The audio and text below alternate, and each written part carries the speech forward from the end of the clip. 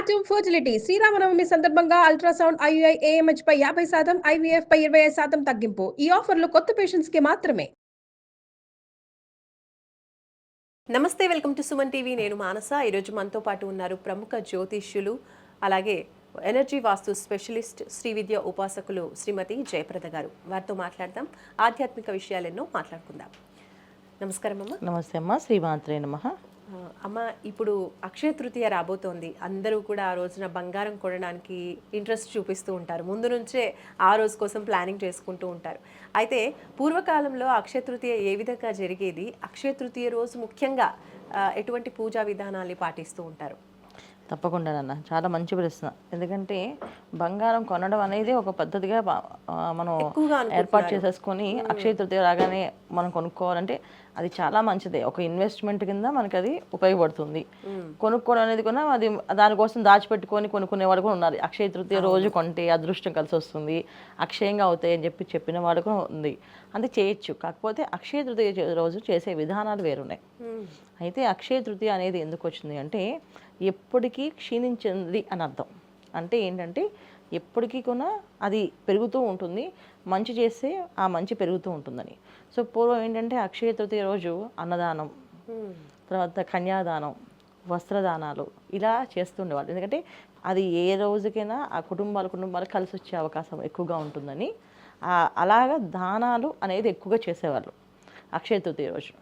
ఇంట్లో సౌభాగ్యం కోసం ఇంట్లో మహిళలందరూ సౌభాగ్య పూజ చేసేవాళ్ళు. ఇప్పుడు మనం పెళ్లి కూతురు చేసినప్పుడు గౌరీ పూజ చేస్తాం అమ్మవారికి, అలాగే గౌరీ పూజ అందరూ కూడా ఆ రోజు అక్షయ తృతీయ రోజున చక్కగా కుంకుమార్చన చేసి సుమంగళీలందరినీ పిలిచి తాంబూలాలు, తగిన సత్కార్యాలు చేసేవాళ్ళు. అంటే వాళ్ళ తాహత తగ్గట్టుగా కొంతమంది బంగారం, వజ్రాలు, వైడూర్యాలు, మహారాణులు పూజలు చేస్తే అందరినీ పిలిచి, మొత్తం రాజ్యంలో ఉన్న స్త్రీలందరినీ పిలిచి చీర తర్వాత నగలు ఇచ్చి పంపించేవాళ్ళు. ఎంత చేస్తే అంత పెరుగుతుంది అర్థం. ఏం చేస్తే అది పెరుగుతుంది అన్ని ఎప్పటికీ తరగకుండా పెరుగుతూనే ఉండేది అక్షయ తృతీయ. సో అలా పెరుగుతూ ఉంటుంది కనుక దానాలు అనేది ఇలాగ ఒక్కొక్క స్థాయి దగ్గర చేసేవాళ్ళు.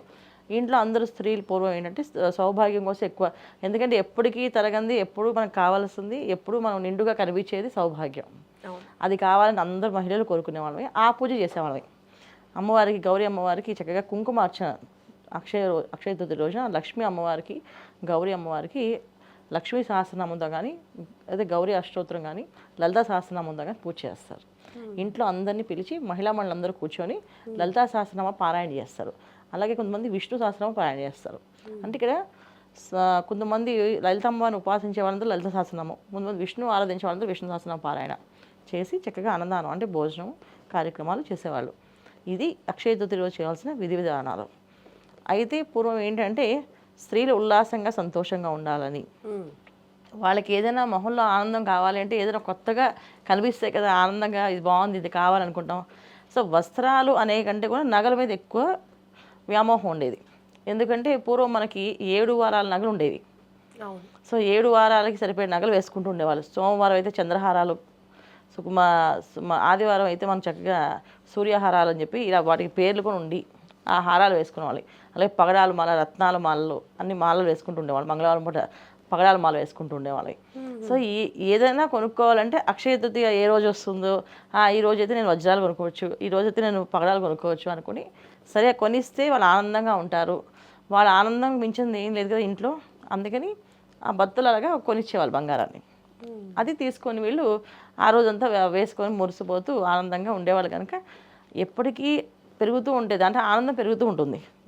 ఆ ఆనందం కోసమే కొనేది కానీ ఇది వాళ్ళ అక్షయ తృతీయ బంగారం ఒకటే కొనేది పెట్టేసుకున్నారు. అలా కాకుండా అక్షయ తృతీయ చేసే విధానం ఏంటంటే ఫస్ట్ ఇంట్లో పొద్దున్నే లేచి మనం ఎప్పుడైతే శ్రావణ శుక్రవారం చేస్తాం కదా పూజ, అలాంటి విధి విధానమే అక్షయ తృతీయ రోజుకు చేస్తాం.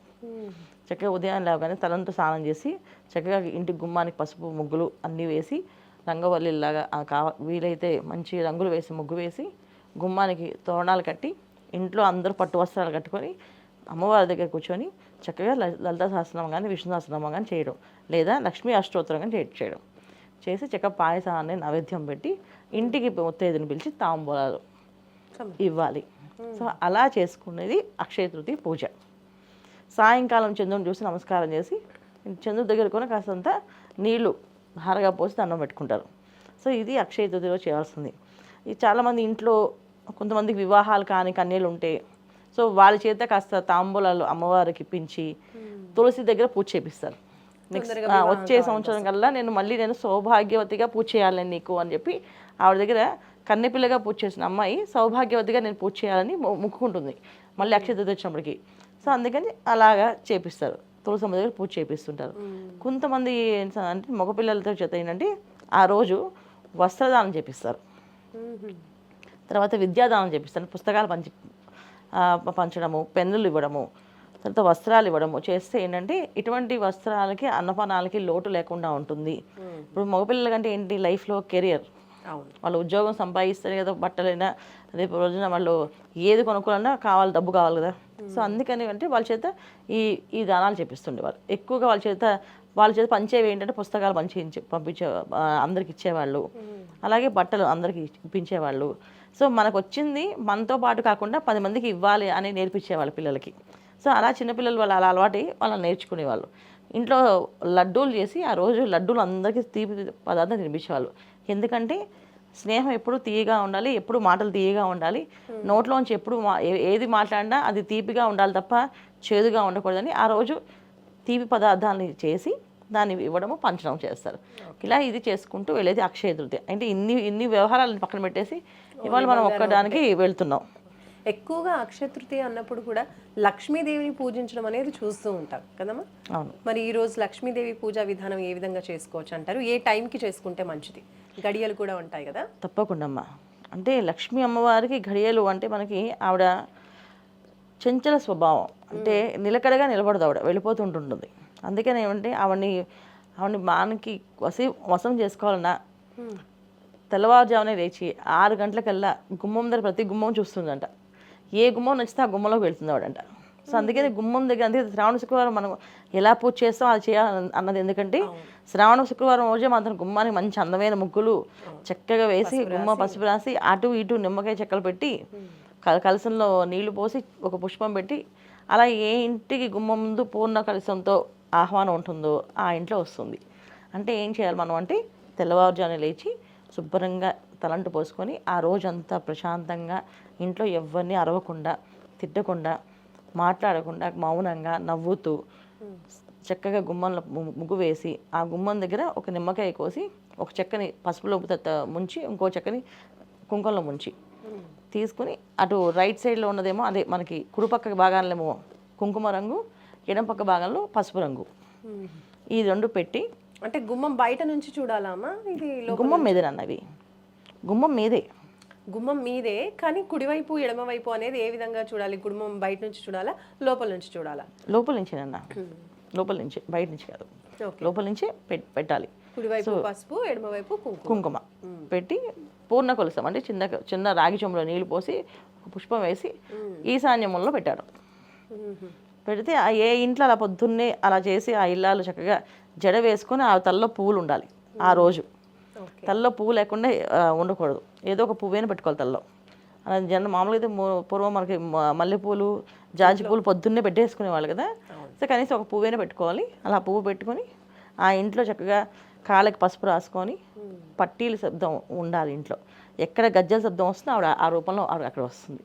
అందుకే మువ్వల పట్టీలు అందుకే పిల్లలకి వేసేది. పిల్లలు తిరుగుతుంటే లక్ష్మీదేవిలా కనిపిస్తుంటారు. లక్ష్మీ ఆకర్షణ పెరుగుతుంది మనకి అని అర్థం. సో ఈ విధంగా మనం పూజ చేసి చాలా బ్రహ్మాండంగా వచ్చే అక్షయ తృతీయకి మనం ఏం కోరుకుంటామో అది ఖచ్చితంగా ఫలిస్తుంది. రైట్ అమ్మ, చాలా చక్కగా తెలియజేశారు అక్షయ తృతీయ గురించి. నిజంగా బంగారం కొనడం గురించి అలా చెప్తూ ఉంటారు, కానీ నిజంగా అక్షయ తృతీయ రోజు ఏం చేయాలి, అమ్మవారిని ఎలా పూజించుకోవాలి, పూర్వం ఏ పద్ధతులు ఉండేవి, ఇప్పుడు ఎలా ఉంది అనేది మాకు చక్కగా తెలియజేసినందుకు ధన్యవాదాలు. నమస్తే అమ్మా, శ్రీమాత్రే నమః. సో చూసారు కదండి, అక్షయ తృతీయ రోజు ఓన్లీ బంగారం కొనుక్కోవడమే కాకుండా ఇలాంటి మంచి అంటే పూజా విధానాలు కూడా పాటించడం వల్ల, లక్ష్మీదేవిని పూజించడం వల్ల అమ్మవారి అనుగ్రహంతో మనం ఎప్పుడూ కూడా సంతోషంతో ఉంటామనేది మనకి గురుగారు తెలియజేస్తూ ఉన్నారు. చూస్తూనే ఉండండి సుమన్ టీవీ. నమస్తే.